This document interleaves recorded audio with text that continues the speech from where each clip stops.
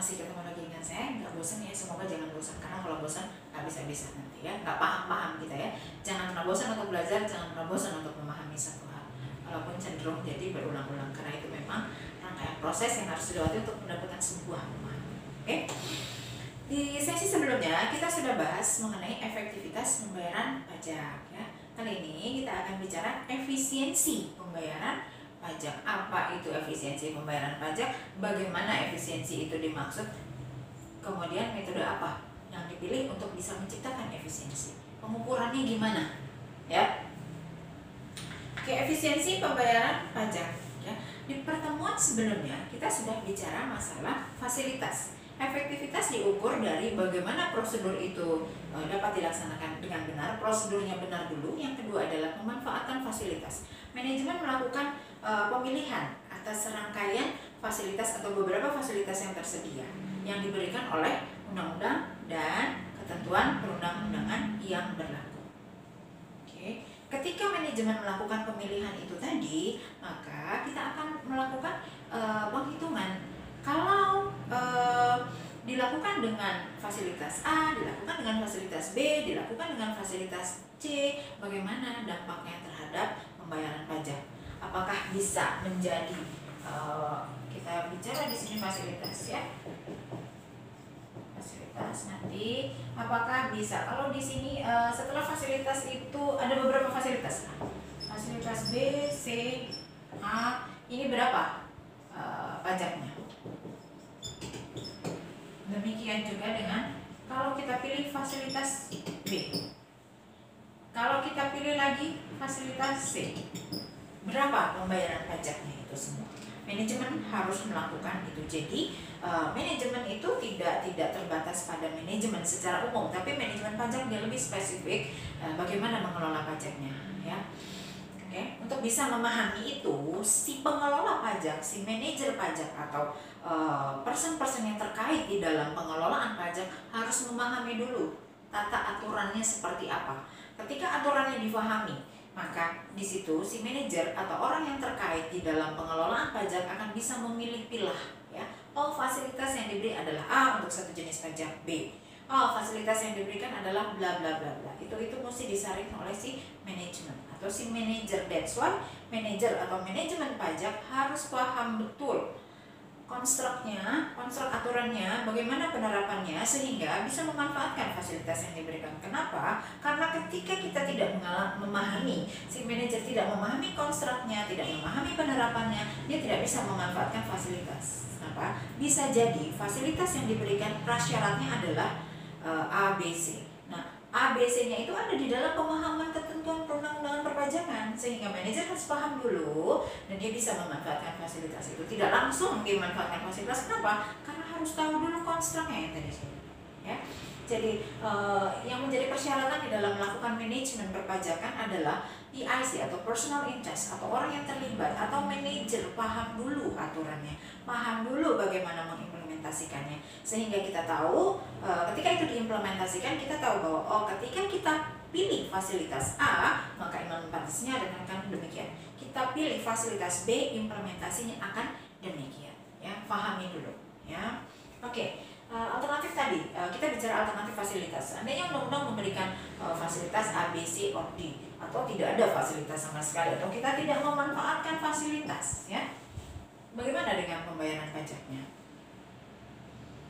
Oke, tetap disesuaikan dengan tadi bentuk usahanya apa, aktivitas operasinya apa, bagaimana orang pajak-pajak yang terkait di dalamnya seperti apa, gitu ya. Jadi ketika kita memanfaatkan fasilitas ini tadi berapa yang diperoleh?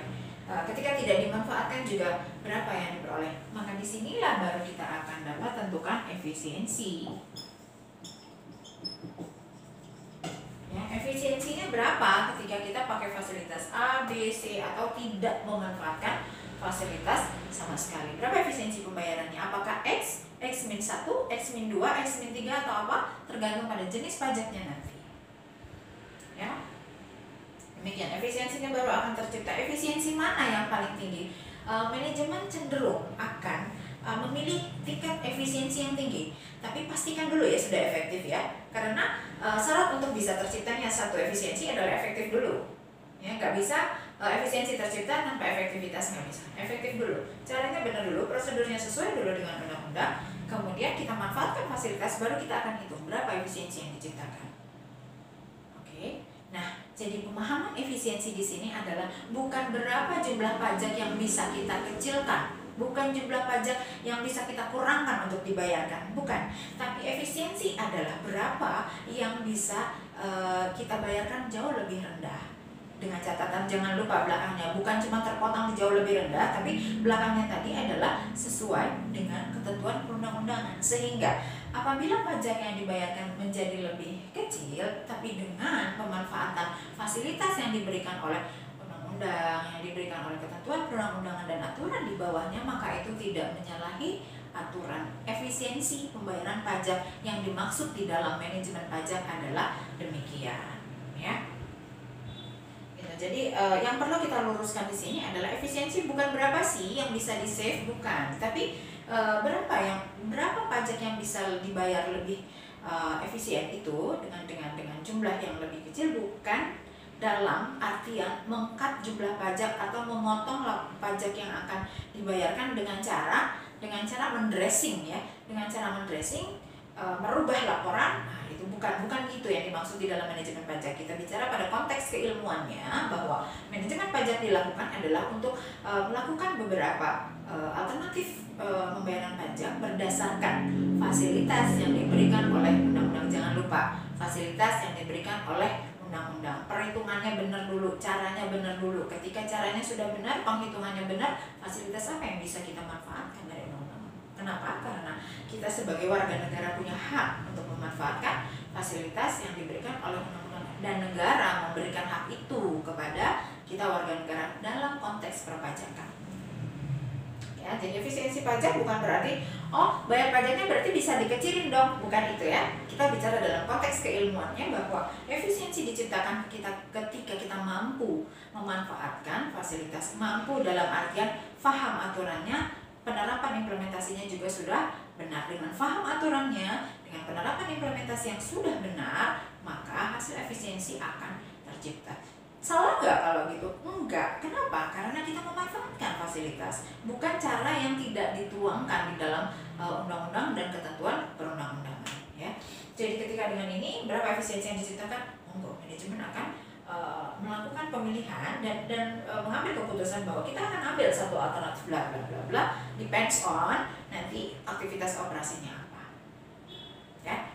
Bisa difahami, ya, efektivitasnya benar dulu, caranya benar dulu, sehingga cara yang benar akan menentukan hasil yang benar. Dengan efektivitas yang diciptakan, maka kita akan dapat mengukur berapa efisiensi yang diciptakan nanti, ya, efisiensi yang bisa dihasilkan.